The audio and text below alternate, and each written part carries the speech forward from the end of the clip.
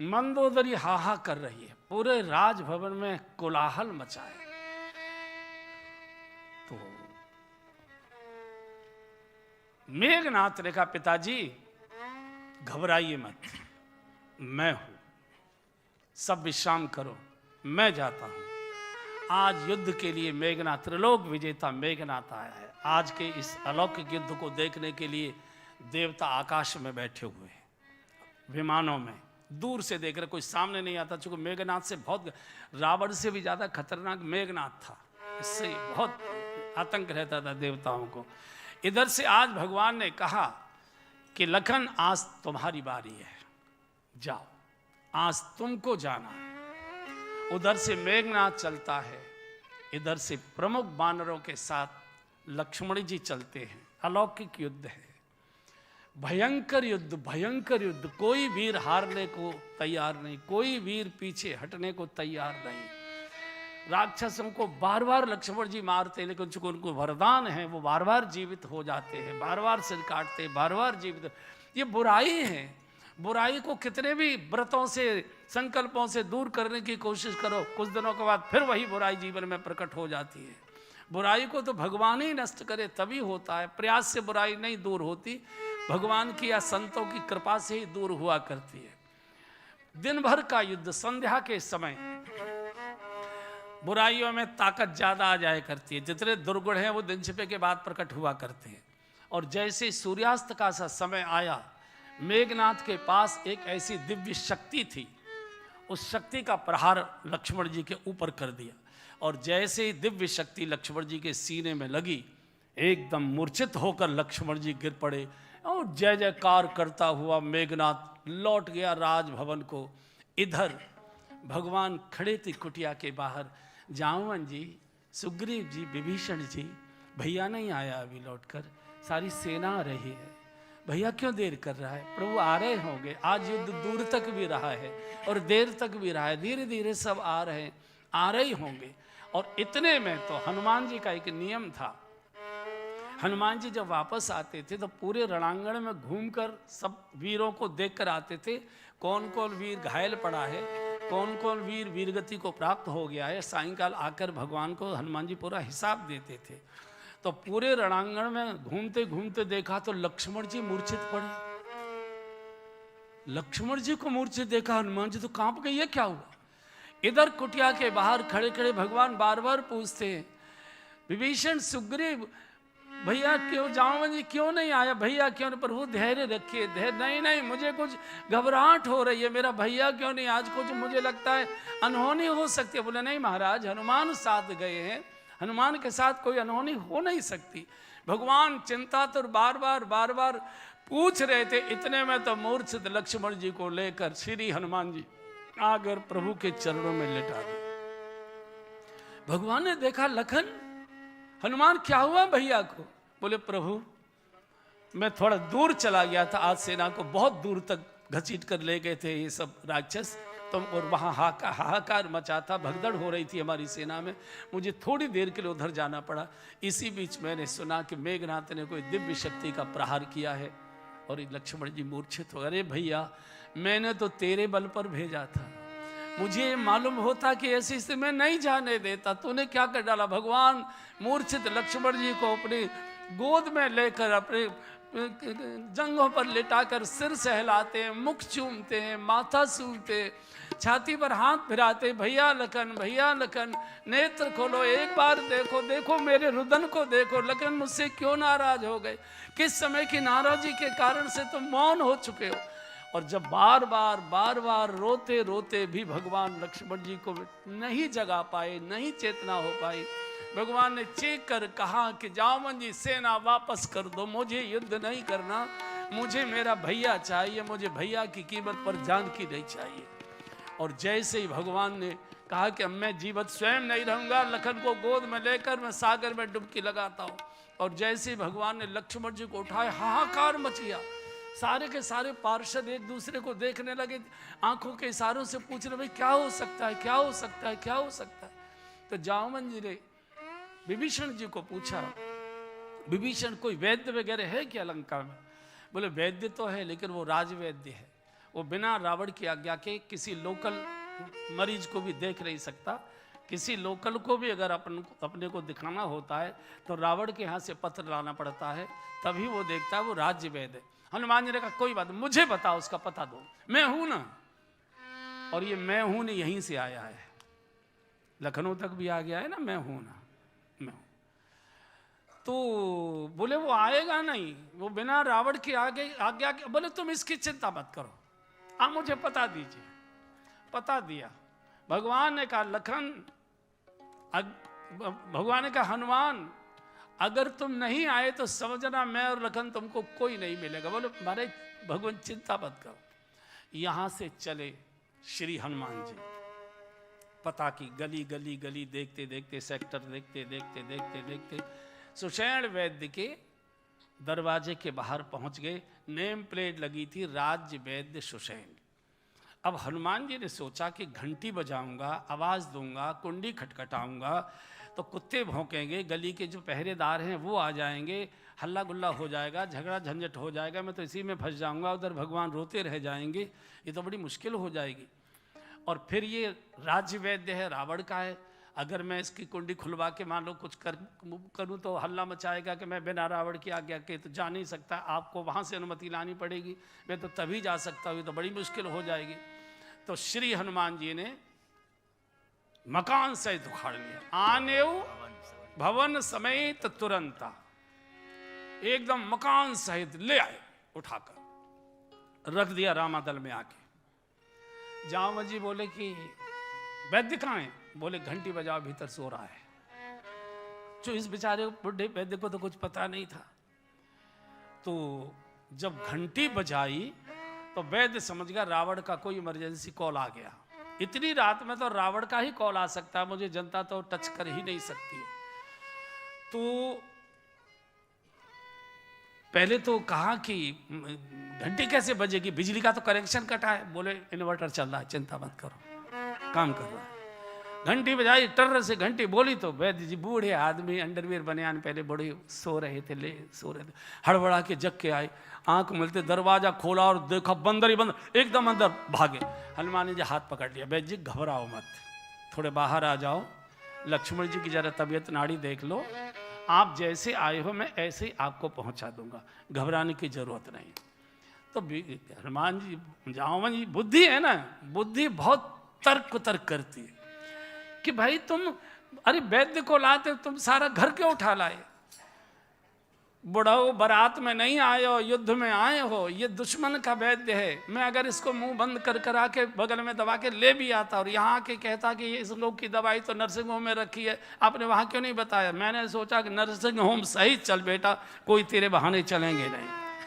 और नाड़ी वाड़ी जब देखी तो कहा महाराज मूर्छा बहुत भयानक है, इसकी औषधि यहाँ नहीं है, इसकी औषधि धौलागिरी पर्वत पर है, संजीवनी नाम की वो बूटी है।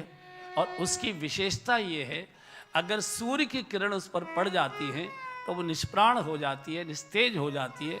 सूर्योदय के पूर्व अगर वो औषधि आ गई और लखन जी के मुख में चली जाएगी, निश्चित जीवित हो जाएंगे। और भगवान ने जब देखा कि ओहो आधी रात तो बीत गई, हल्का हल्का आकाश का स्वरूप बदलने लगा, अब मेरा भैया नहीं बचेगा, अब मेरा भैया नहीं बचेगा। भगवान ने चीख चीख के रुदन करना शुरू किया। हनुमान जी बोले प्रभु रोइए मत, आप आपके रोने से हम टूट जाते हैं, मैं हूं ना, मैं जाता हूं। और यहां से हनुमान जी चले। भगवान ने कहा कि हनुमान कान खोलकर सुन ले, वैद्य जी ने कहा है कि अगर सूर्योदय के पूर्व औषधि आती है तो आना, सूर्य उदय के बाद अगर आए तो आना नहीं, मैं और लखन दोनों सागर में डूब चुके होंगे। प्रभु चिंता मत करिए। यहां से चले। रावण को भनक लग गई कि ये वैद्य को षड्यंत्र से ले गए और वो बंदर जो है जिसने लंका जलाई थी वो औषधि लेने गया।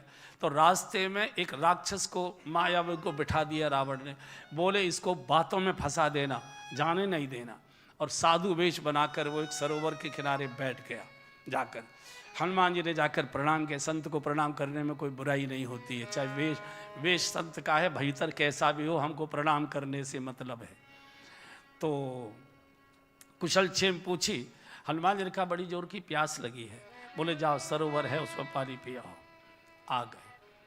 तो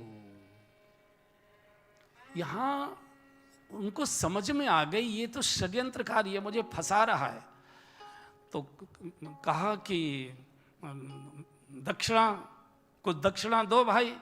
हनुमान जी ने पूंछ में लपेटा और ऐसी पटकी मारी, ले वो पूर्ण दक्षिणा ले लो, जाओ जहाँ जाना है वो चले जाओ, चाहे जहाँ जाओ। यहाँ से चले तो धौलागिरी पर पहुँचे। पूरे के पूरे पहाड़ को हनुमान जी ने उखाड़ लिया। हनुमान जी ने सोचा कि मैं लेकर जाऊंगा, और वैद्य जी ने कहा कि ये औषधि नहीं, ये औषधि नहीं, पूरा पहाड़ ही ले आए।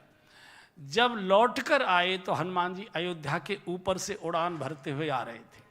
जब नंदी गांव के ऊपर हनुमान जी आए तो श्री भरत जी तो कभी सोते नहीं थे, कुटिया के बाहर बैठे हरे राम राम राम हरे हरे, हरे कृष्णा कृष्णा कृष्णा जप कर रहे थे। तो देखा भरत जी का ध्यान गया कि ऐसा लगता है कि कोई राक्षस पहाड़ लाकर अयोध्या पर गिराना चाहता है। इसी समय हनुमान जी के मन में भी ये विचार आया कि देखो अयोध्या खर्राटे लेकर सो रही है, इनको मालूम नहीं कि मेरे प्रभु श्री राम कितने संकट में फंसे हैं, लक्ष्मण जी मूर्छित पड़े हैं, प्राणों से जूझ रहे हैं, इन अयोध्या वासियों को कुछ मालूम नहीं क्या होने जा रहा है। एक क्षण हनुमान जी के मन में थोड़ा सा अहंकार जैसा आ गया। इधर भरत जी ने देखा कोई राक्षस जा रहा है। क्यों? क्योंकि जब व्यक्ति अपनी प्रशंसा की कुछ बात सोचता है तो वो राक्षस जैसा ही लगने लगता है।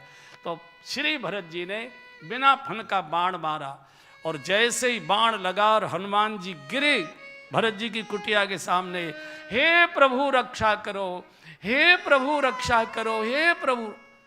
और जैसे ही हे प्रभु रक्षा करो बोले, भरत जी दौड़े, कौन किसको मैंने अपराध कर दिया? और देखा तो हनुमान। और जब सारी घटना पता लगी कि मेरा लखन घायल पड़ा है, मूर्छित है, और हनुमान औषधि लेकर जा रहा था और मैंने इसको घायल करके यहाँ डाल दिया, मैं तो प्रभु के एक काज न आया हूँ, मेरा तो जीवन भगवान को केवल रुलाने के लिए ही हुआ है। बहुत रोए, बहुत रोए, बहुत रोए। आज भगवान को ये मौका मिल गया, चूंकि भरत जी हमेशा अपने मुख से एक ही बात बोलते थे, मोहि समान को पाप निवासु, मोहि समान को पाप निवासु, जेहि लगी सिय राम बनवासु, जेहि लगी सिय राम बनवासु, मोहि राज हठ दई हूँ जब ही, मोहि राज हठ दई हूँ जब ही, रसा रसा तल जाई तब ही, रसा रसा तल जाई तब ही, आजी मोहि समान को पाप निवास, मोहि समान को पाप। भरत जी इतना रो रहे, मेरे जैसा कौन पापी होगा, मेरे कारण मेरे प्रभु को वनवास हुआ है, मेरे कारण मेरे प्रभु को स्त्री विरह में, पत्नी वियोग में विलाप करना पड़ रहा है, और मेरे कारण मेरे छोटे भैया की भी मौत हो रही है। अब ये औषधि तो वहां जा नहीं पाएगी, क्या होगा? इतना विलाप कर रहे थे। आज भगवान को मौका मिल गया।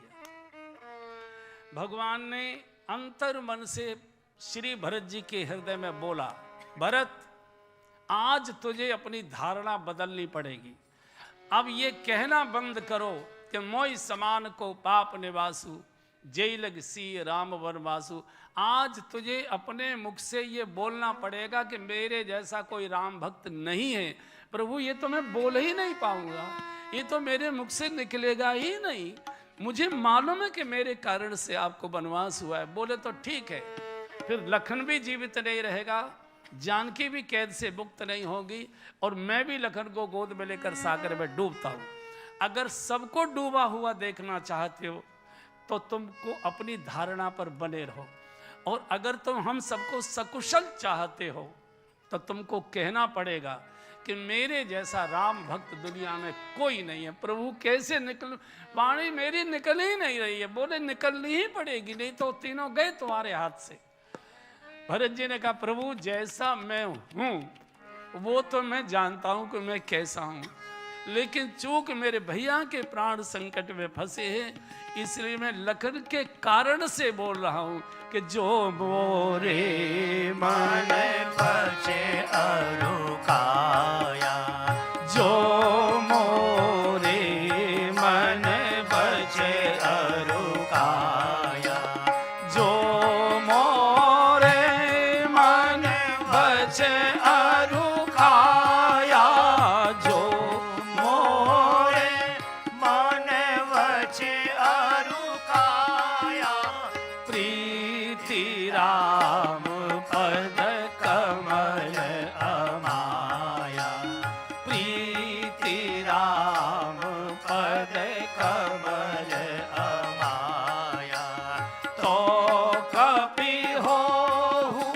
विगत शमशीला, तो कपि होहु विगत शमशूला, जो मोह पर रघुपति अनुकूला, जो मोह पर रघुपति अनुकूला, आजी जो मोरे मन बचे अरु, आया, जो मोरे मन बचे अरुकाया।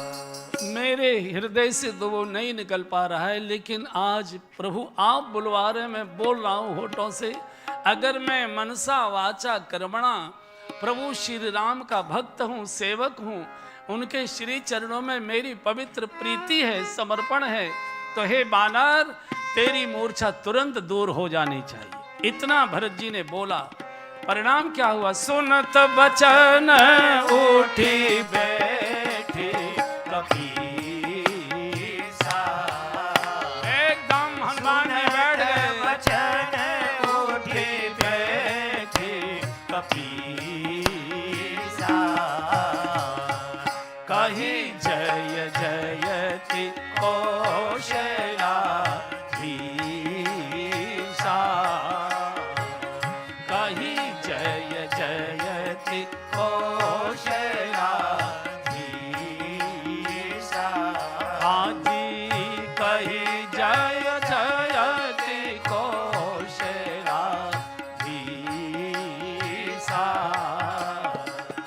कही जय जयति कौशलाधीसा। अगर मनसा वाचा कर्मणा में प्रभु श्री राम का भक्त हूँ तो हे बानर तेरी मूर्छा तुरंत दूर होनी चाहिए। इतना बोलना था। एकदम सुलत वचन उठ बैठ कपीसा, कहे जय जयति कौशलाधीशा। एकदम बैठ गए, गदगद हो गए, गदगद हो गए। श्री भरत जी गदगद हो गए, बानर स्वस्थ होगा। इतने में ये समाचार राजभवन पहुंच गया। रात में ही भरत जी की सेवा में जो सेवक रहते थे वो दौड़कर उन्होंने जाकर कौशल्या जी को, सुमित्रा जी को समाचार दे दिया कि ऐसे ऐसी घटना हुई है। लक्ष्मण जी रणांगण में मूर्छित पड़े हैं और उनकी औषधि लेने एक बानर आया था हनुमान नाम का, वो घायल होकर नंदी गांव में पड़ा हुआ है। इस समय वही है।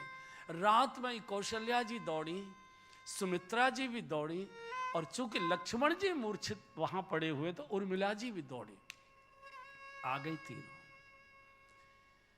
हनुमान जी थोड़ी थोड़ी स्वस्थ जैसा अनुभव कर रहे थे तो कौशल्या जी ने कहा कि हनुमान जाके राम को कहना कि अगर मेरा लखन जीवित नहीं रहा तो अकेले राम को अयोध्या आने की कोई आवश्यकता नहीं है।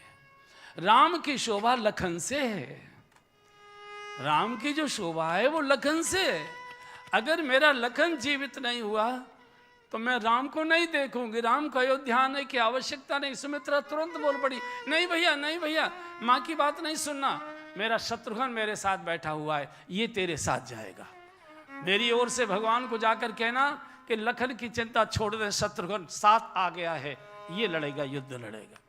हनुमान जी लेटे लेटे सोच रहे हैं कि कैसा परिवार है, कैसी माँ है। एक बेटा मृत्यु के मुख में पड़ा है और दूसरे बेटे को मरने को भेज रही है। कैसा परिवार है। इधर उर्मिला जी भी बैठी थी तो सबकी बातें सुन रही थी और मंद मंद मुस्कुरा रही थी। पहले बहुएं सासों की बातें सुना करती थी, आगे कुछ नहीं बोलना। तो अच्छा सासों की बातें सुनाएंगी तो तब जब सास को बोलने देंगी। तो उर्मिला जी मुस्कुरा रही थी तो हनुमान जी ने लेटे लेटे कहा, मां आपके पति वहां मरणासन अवस्था में है, काल के मुख में है, और आपके चेहरे पर मैं देख रहा हूं कि कोई आपको शिकन नहीं है, आपको तो चिंतित होना चाहिए। उर्मिला जी ने कहा कि मेरे पति को कुछ नहीं हो सकता, मेरे पति को कुछ नहीं हो सकता, तुम निश्चिंत रहो। बोले मैं खुद देख कर आया हूं, मूर्छित हैं।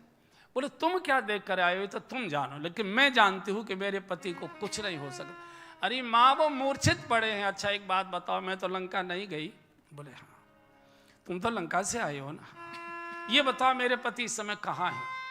बोले भगवान की गोद में लेटे हुए मूर्छित थे। उर्मिला जी ने कहा अगर भोग की गोद में होते तो मैं मान सकती थी कि वो जा सकते हैं। अरे जो भगवान की गोद में पहुंच गया उसकी तो मृत्यु होती ही रही है, मृत्यु हो। और सुनो मेरे पति को घाव नहीं लगा है। बोले मैं देख कर। बोले नहीं ये बताओ रो कौन रहा है। बोले भगवान रो रहे हैं। और सो कौन रहा है। बोले लक्ष्मण जी सो रहे हैं। तो तुम ही निर्णय करो, जिसको घाव लगेगा वो रोएगा कि सोएगा। घाव लगा होगा तो भगवान को लगा होगा, मेरे पति को तो कुछ हो ही नहीं सकता है। जो भगवान की शरण में चला गया उसका कोई। और मेरा दीपक कह रहा है, दीपक को 24 घंटे उर्मिला जी साथ रखती थी। जिस दीपक से आरती उतारी थी उर्मिला जी ने विदाई के समय लक्ष्मण जी की, वो दीपक हमेशा साथ रखती थी, उसको कभी बुझने नहीं देती। उर्मिला जी ने कहा कि मेरा दीपक कह रहा है कि मेरे पति को कुछ नहीं होगा, कुछ नहीं होगा। क्या प्रमाण है। बोले मेरा दीपक पड़ा है। अर्घ अगर जो होता तो मेरा दीपक बुझ गया होता। ये जब लक्ष्मण जी विदा लेने आए थे, सुमित्रा जी को प्रणाम करके जब लौट रहे थे तो बराबर में उर्मिला जी का भवन था। तो लक्ष्मण जी सोचे कि उर्मिला को बिना मिले चला जाऊंगा तो रो रो के प्राण छोड़ चुकी होगी, लौट कर आऊंगा जीवित नहीं मिलेगी।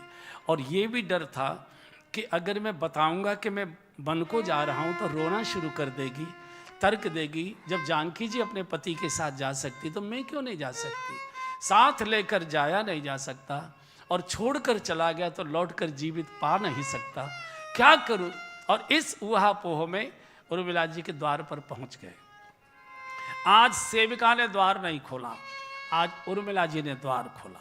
और जैसे ही लक्ष्मण जी ने उर्मिला जी को देखा तो लक्ष्मण जी ने नीचे को निगाह कर ली, नीचे को निगाह। उर्मिला जी समझ गई पतिदेव मेरे संकोच में नीचे को देख रहे। कंधा पकड़ लिया। आर्यपुत्र वीरों की परीक्षा संकट के समय हुआ करती है, आप संकोच मत करिए। आपको संकोच ये होगा कि शायद मैं साथ चलने का आग्रह आपसे जिद करूंगी, साथ की तो बातें छोड़ दीजिए। मैं अपने मन में इच्छा भी नहीं करूंगी कि आप मुझे साथ लेकर चलें। ये तो मेरे सुहाग का सौभाग्य है कि मेरे सुहाग को भगवान के चरणों की सेवा मिली है। और आर्यपुत्र मैं भोगी की गोद में नहीं खेली, मेरे पिता योगी राज जनक हैं, मैं योगी की गोद में खेली हूं। आप चिंता छोड़ दीजिए। आज लक्ष्मण जी कभी रोते नहीं थे। काल है, काल कभी रोता नहीं, काल सबको रुलाता है। लक्ष्मण जी रो पड़े और मिले, तूने मुझे गिरने से बचा दिया। और इसी को पत्नी कहते हैं, जो पति का पतन न होने दे, जो पति को गिरने न दे, संकट में भी, बुरी से बुरी अवस्था में भी जो साध कर रखे। और माताओं के आंसुओं में वज्र को गलाने की ताकत होती है। माताओं की वाणी से कई बार बिगाड़ होता है और माताओं के आंसुओं से बिगड़ा हुआ संभर जाया करता है। उर्मिला जी ने वो श्रृंगार किया था जो शादी के समय, वही साड़ी पहनी थी लाल रंग की जो शादी के समय। यहाँ से 14 वर्ष इस नारी ने कितना तप किया है। 14 वर्ष तक उर्मिला जी सोई नहीं, 14 वर्ष तक उर्मिला जी ने अपना श्रृंगार नहीं उतारा, 14 वर्ष तक उर्मिला जी ने अपने भवन के द्वार बंद नहीं होने दिए और 14 वर्ष तक दीपक नहीं बुझने दिया। इतना कठोर तप किया है इस उर्मिला जी ने। लोग कहते हैं कि मेघनाथ लक्ष्मण जी के बाण से मारा गया, शास्त्र क्या कहता है मुझे मालूम नहीं, लेकिन सत्य यह है कि मेघनाथ मारा गया उर्मिला जी की तपस्या के तेज से। इनकी तपस्या का तेज लक्ष्मण जी के बाण में जाकर बैठा, तब वो मारा गया। तो उर्मिला जी ने कहा कि मेरे पति को कुछ नहीं हो सकता, जो भगवान के शरण में, जो भगवान की गोद में पहुंच गया, उसका काल कुछ बिगाड़ नहीं सकता। यम डर पे जब दास कहायो, भगवान के दास को यमराज स्पर्श नहीं कर सकता। तो बड़ी पीली पीली थोड़ा इधर होने लगा, संकेत होने लगा। तो हनुमान जी घबरा गए। भरत जी का चिंता मत कर, चढ़ी मम सायक शैल समीता, चढ़ी मम सायक शैल समीता, पठवहु तोई जहाँ कृपा निकेता, पठवहु तोई जहाँ कृपा निकेता, चढ़ी मम सायक शैल समीता, चढ़ी मम सायक शैल समेता, पठबहु तोई जहाँ कृपा निकेता, पठबहु तोई जहाँ कृपा निकेता। मेरे बाण पर बैठ, मैं वहीं पहुंचाऊंगा जहां भगवान है। चढ़ मम सायक शैल समेता। और संत का बाण क्या होता है? संत की वाणी ही संत का बाण है। हम संतों की वाणी सुनते तो हैं, उस पर सवारी नहीं करते हैं, उसको आचरण में नहीं लाते। इसलिए संत की वाणी का अगर आचरण जीवन में रहेगा तो कोई कलयुग नहीं है, कोई इसलिए हम बार बार आग्रह करते हैं कि हमेशा भगवान से यही प्रार्थना करिए, मेरा तार हरि संग जोड़े, ऐसा कोई संत मिले, मेरा तार हरि संग जोड़े, ऐसा कोई संत मिले, मेरे भव के बंधन खोड़े, ऐसा कोई संत मिले, मेरे भव के बंधन तोड़े, ऐसा कोई संत मिले, बड़े भाग पाइब सतसंगा, बड़े भाग पाइब सतसंगा, बिनहि प्रयास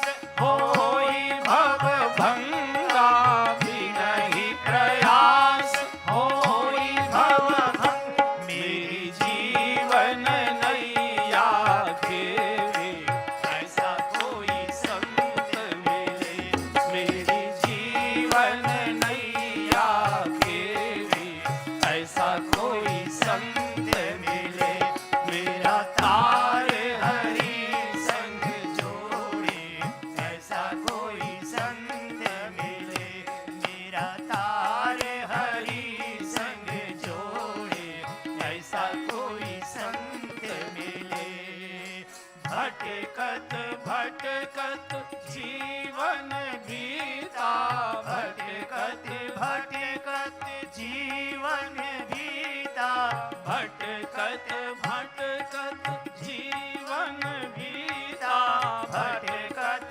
भटकत जीवन बीता, मन मेरे वश में नहीं रहता, मन मेरे वश में नहीं रह, मेरे चंचल मन को रोके, ऐसा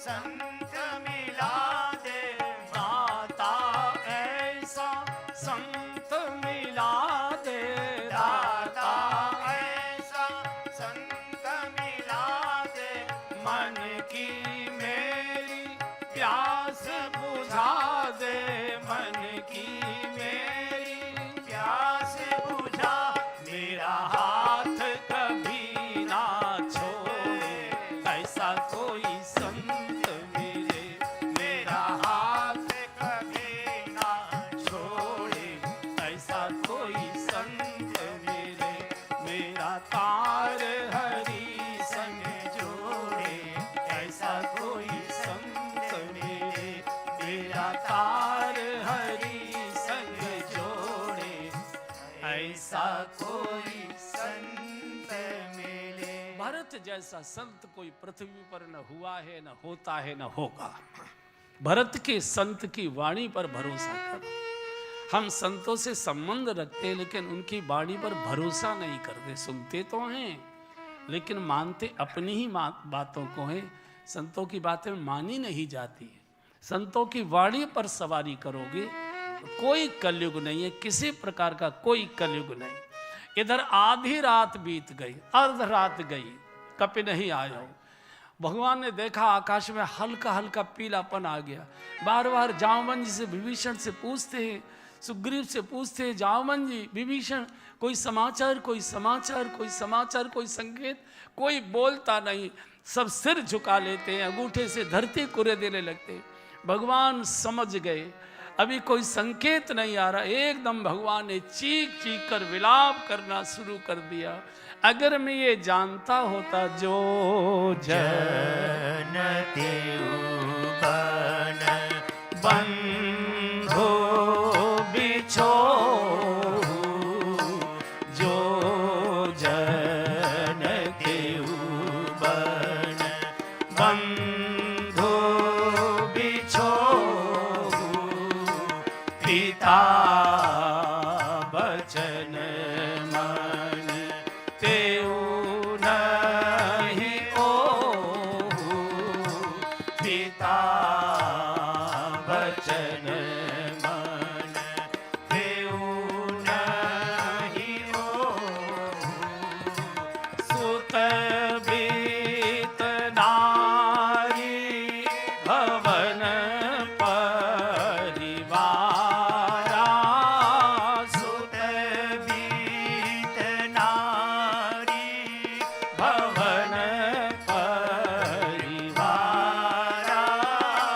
होहि जाई जग भारहि बारा, होहि जाई।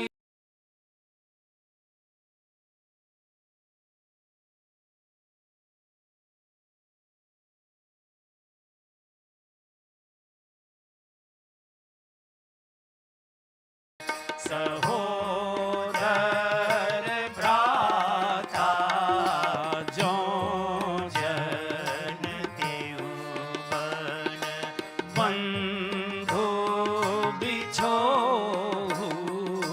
जो जन देवन। आपने मृत्यु प्रसंग देखे होंगे। कोई जवान मौत हो गई, लाश पड़ी हुई है, घर के लोग रुदन करें तो बड़े बड़े समझदार लोग भी जब बिलक बिलक कर रोते हैं लाश के पास बैठकर, तो पुरानी पुरानी बातें बोल बोल कर, माताएं तो विशेषकर, माताएं जब किसी के लिए विलाप करती है तो उनको पुरानी पुरानी बातें याद आती है। रोते रोते उन पुरानी पुरानी बातों को रो रो कर बोलती जाती। आज भगवान उसी दशा में आ गए, चीख रहे हैं, रो रहे हैं, विलाप कर रहे हैं पुरानी बातों को। जो जनते बन बंद बिछो, पिता बचन मनते नहीं हो। अगर मुझे ये मालूम होता कि एक बार वनवास में मेरा भैया मुझसे बिछुड़ जाएगा, मुझे छोड़ देगा, उस दिन मैं पिताजी की बात नहीं मानता। पिता बचन मनते नहीं हो। किसी ने गोस्वामी जी से पूछ लिया, क्या भगवान की मर्यादा शांति काल में रहती है? संकट काल आया तो मर्यादा भंग हो रही है? क्या भंग हो रही है? भगवान कह रहे मैं पिताजी की आज्ञा का पालन ही नहीं करता। अगर मुझे मालूम होता कि वन में जाकर मेरा भैया मुझसे बिछुड़ जाएगा, मैं उस दिन बाप की पिताजी की बात नहीं मानता। गोस्वामी जी ने कहा कि जो कह रहे हैं भगवान, पहले समझ लीजिए कहाँ कह रहे। बहुत पुरानी पुरानी पुरानी बातें याद आया करती जब कोई मौत में रोया करता है। ये बिल्कुल बिल्कुल बचपन की प्रारंभ की बात है, आपने सुनी होगी कथावाचकों के द्वारा कि पहले नदियों में ही स्नान हुआ करता था। अब तो नदियों का जल स्पर्श भी करने लायक नहीं है। पहले टोंटी टंकी ये कुछ नहीं होता था, नदियां ही अमृत जैसी होती थी। तो पिताजी के साथ भगवान चारों भाई स्नान करने सरयू में जाते। सबके घाट अलग अलग होते थे, राज परिवार के घाट अलग होते थे, समाज के बड़े लोगों के घाट अलग होते थे, आम जनता के घाट अलग होते थे, छोटे लोगों के घाट अलग, सबके नाम भी होते, ये घाट ये घाट ये घाट ये घाट। तो रावण को ये पता लग गया था किसी के द्वारा कि ब्रह्म का अवतार मनुष्य वेश में अयोध्या में हो चुका है, और पिता के साथ वो सरयू में स्नान करने आते हैं। तो रावण मगर का वेश बनाकर समुद्र के मार्ग से तैरता तैरता तैरता तैरता सरयू में वहां आकर रुक गया, रहने लगा, जहां भगवान पिताजी के साथ भाइयों के साथ स्नान करने आते थे। तो एक दिन पिताजी के साथ चारों भाई स्नान कर रहे थे। इस मगर वेशधारी रावण ने नीचे नीचे बढ़ के और भगवान का पैर अपने जगड़ों में जकड़ लिया। भगवान ने देखा मेरा पैर कौन खींच रहा है, और देखा उठाकर तो एक मगर, और भगवान ने उसको ऐसे जबड़े दोनों पकड़कर चीरना चाहा। पिताजी ने मना कर दिया, नहीं बेटा नहीं बेटा, ये तो मूढ़ जानवर है, इसका तो स्वभाव है करने, नहीं नहीं छोड़ दो, इनका तो ये काम इनका स्वभाव है। आज भगवान लंका के रणांगण में उस घटना को याद करके रो रहे हैं। अगर मुझे मालूम होता कि एक दिन मुझे ये देखना पड़ेगा, उस दिन मैं पिताजी की बात नहीं मानता। पिता बचन मन तेऊ नहीं हुई। लखन भैया सब कुछ मिल सकता है, सुत बीत नारी भवन परिवारा, सुत बीत नारी भवन परिवारा, हो ही जाई जग बार ही बारा, हो ही जाई जग बार ही बारा अस विचार जिय जाग ताता, अस विचार जिय जाग ताता, मिलई न जगत सहोदर भ्राता, मिलई न जगत। लखन सब कुछ बार बार मिलता है, मिलेगा, मिलता रहा है। सुत बेटा बेटी परिवार पैसा धन पद प्रतिष्ठा, सुत बित नारी पत्नी बच्चे सब सुत बित नारी भवन परिवारा, होए जाए जग बारह ही बारह। बार बार मिलते हैं, बार बार मिले हैं, बार बार मिलेंगे, लेकिन लखन यही सोचकर आँख खोल भैया कि मिले न जगत सहोदर भ्राता। माँ जाया भैया बार बार नहीं मिला करता है, अस विचार जिय जागहु ताता, मिले न जगत सहोदर भ्राता।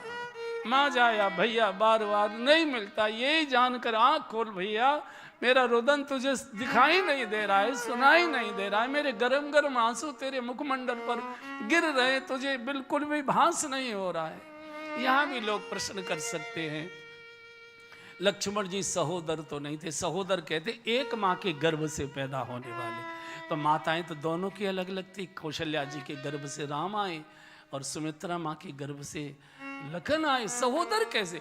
ये भी पुरानी बात, ये भी बिल्कुल सृष्टि के प्रारंभ की, जब सृष्टि में प्रलय हो जाती है और पूरी सृष्टि जलमग्न हो जाती है, तो उसमें भगवान की ही इच्छा शक्ति से एक सोने का अंडा प्रकट होता है और वो अपनी इच्छा शक्ति से फूटता है उसमें से आदि नारायण और शेष नारायण दोनों एक साथ प्रकट होते हैं। आदि नारायण शेष नारायण पर शयन करते हैं। वेद में इसका मंत्र है। जो दैनिक यज्ञ करते हैं तो यज्ञ के जो मंत्र हैं प्रारंभ के, उसमें दूसरा मंत्र है ओम हिरण्यगर्भ। हिरण्यगर्भ यानी सोने का अंडा। ओम हिरण्यगर्भ समवर्तताग्रे भूतस्य जातः पतिरेक आसी सदा धार पृथ्वी द्यामुदेवा कस्मै देवा यह विशा विधेवा। शेष नारायण जगदाधार आदि नारायण दोनों एक ही स्वर्ण के अंडे से पैदा होते। लखन मैं और तू एक ही माँ के गर्भ से आए। सब कुछ बार बार मिल सकता है लेकिन माँ जाया भैया बार बार नहीं मिलता। अस विचार जिए जाग होता था मिले न जगत सहोदर भ्राता। मैं क्या मुंह लेकर अयोध्या जाऊं। जय हो अवध कवन मोह लाई। जय हो अवध कवन मोह लाई। जय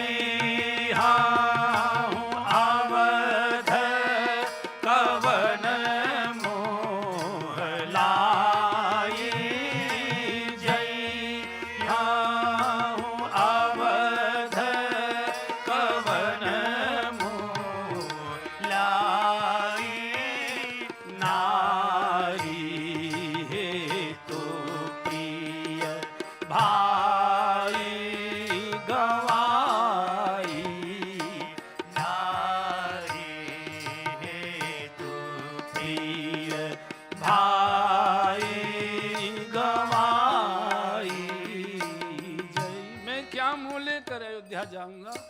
मैं सड़कों पर घर के बाहर निकल भी नहीं पाऊंगा। अटारियों में से, जंगलों में से, खिड़कियों में से, चौराहे पर खड़े हो लोग उंगली से कहेंगे ये है वो जो पत्नी के लिए अपने भैया को मरवा के आ गया। जइयों अवध कवन मोह लाई नार हे तो प्रिय भाई गवाई। भैया नहीं जागे लखन जहां तुम वो सुन लो। अगर नहीं जागे तो मैं तेरे साथ सागर में डूबता हूं। और भगवान को उठा लिया। पूरे बानरों में हाहाकार मच गया। इतनी चीख हुई। उसी समय आए गए हनुमान जो करुणामय वीर रस। एकदम हनुमान जी आ गए। करुणा के अंदर वीर रस जैसे प्रकट हो गया हो। लाकर पहाड़ रख दिया। प्रभु की गोद में लक्ष्मण जी थे। सुषैण वैद्य ने औषधि पीसी है। पहली डोज दी। भगवान एकदम टकटकी लगाकर अपलग निहार रहे। एक कोई अंतर नहीं आया। दूसरी डोज दिया। थोड़े से लक्ष्मण जी कुल बुलाए। थोड़े से भगवान को थोड़ी उत्सुकता बढ़ी। और जैसे तीसरी डोज दी एकदम नेत्र खोलकर बोल दिया प्रभु आप कैसे हो भगवान आप कैसे। इतना कहना था। छाती से लगाकर भगवान इतना रोए। लखन पता नहीं कौन से जन्म का बदला तूने चुकाया है। आज कितना तूने रुलाया है। लोग राम जी की जय जयकार करने लगे। राम जी ने कहा नहीं नहीं मेरी जय जयकार मत करो हनुमान जी की जय जयकार करो। बोलिए श्री हनुमान जी महाराज की। हनुमान को गाओ। दुनिया चले न श्री राम के बिना। राम जी चले न हनुमान के बिना। दुनिया चले न श्री राम के बिना।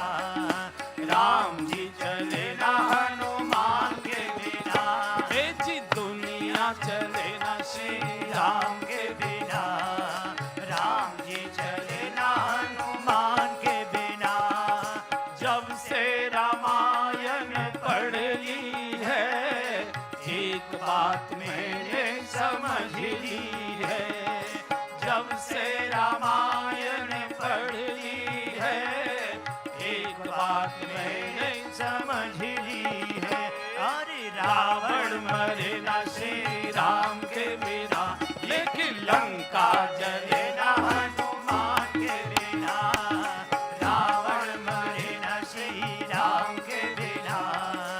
लंका जले न हनुमान के बिना, दुनिया चले न श्री राम के बिना, राम जी चले न हनुमान के बिना, दुनिया चले न श्री राम के बिना, राम जी चले न हनुमान के बिना।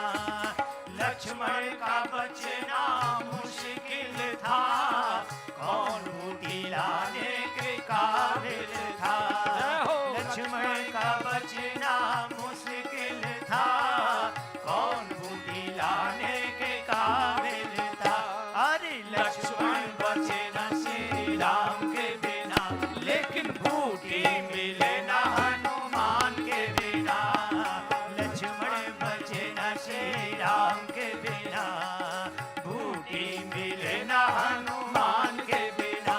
आज दुनिया चले न श्री राम के बिना, राम जी चले न हनुमान के बिना, दुनिया चले न श्री राम के बिना, राम जी चले न हनुमान के बिना। सीता हरण की कहानी सुनो, एक बार मेरी जुबानी सुनो। सीता हरण की कहानी सुनो, एक बार मेरी जुबानी सुनो। अरे सीता मिले न श्री राम के बिना, लेकिन पता लगे न हनुमान के बिना। सीता मिले न श्री राम के बिना, पता लगे न हनुमान के बिना। ए जी दुनिया हरि बोल।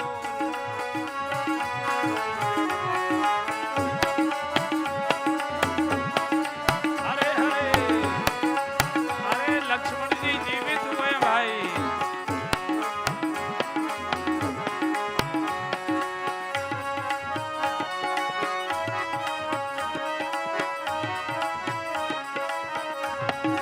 हरि बोल।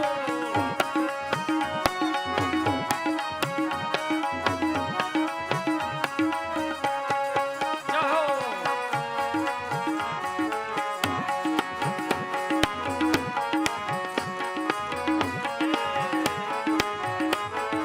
जय जय।